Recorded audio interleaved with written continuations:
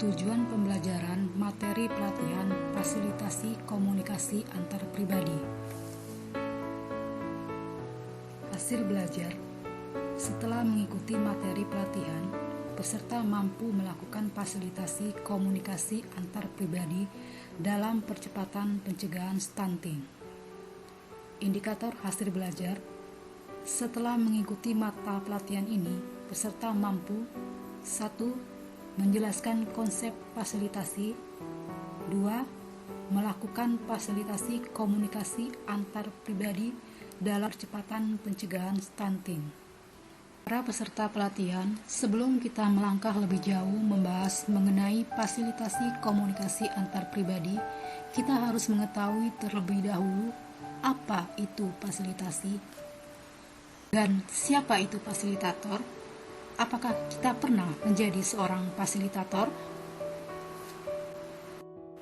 Menurut Kamus Besar Bahasa Indonesia, fasilitasi didefinisikan sebagai proses membuat sesuatu hal menjadi mudah untuk mencapai tujuan. Sedangkan fasilitator adalah orang yang memberikan bantuan dalam memperlancar proses komunikasi sekelompok orang sehingga mereka dapat memahami atau melaksanakan hal sesuai tujuan. Fasilitator juga memberi bimbingan kepada pihak yang didampingi dalam melaksanakan tugas atau pekerjaan, sehingga dapat disimpulkan bahwa kerja fasilitator dalam proses, bukan tujuan. Fasilitasi bertujuan untuk membantu peserta membuat keputusan yang efektif dan menyelesaikan permasalahan yang dihadapi, membuat peserta untuk berpartisipasi dalam membantu untuk mengatasi masalahnya, serta membantu peserta mencapai tujuan. Fasilitasi juga bertujuan memberdayakan pihak yang sedang dibantu atau didampingi untuk tumbuh dan berkembang ke arah pencapaian tujuan yang diharapkan.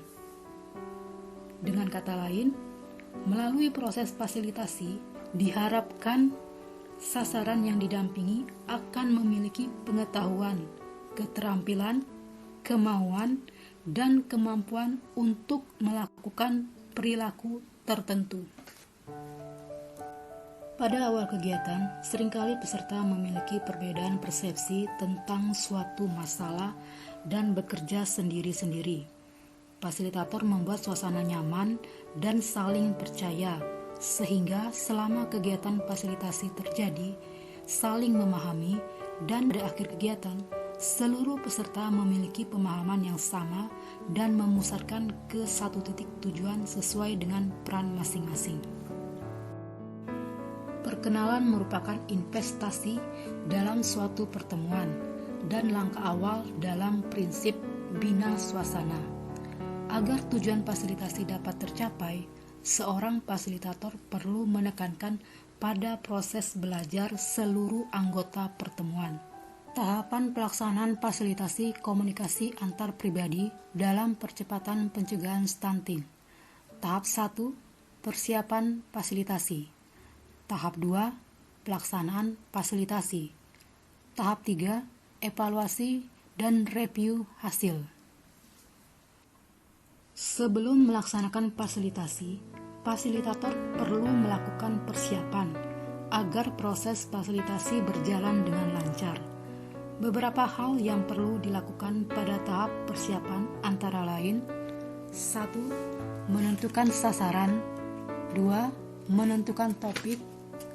3. Menentukan metode dan media. 4. Menentukan waktu dan tempat. 5.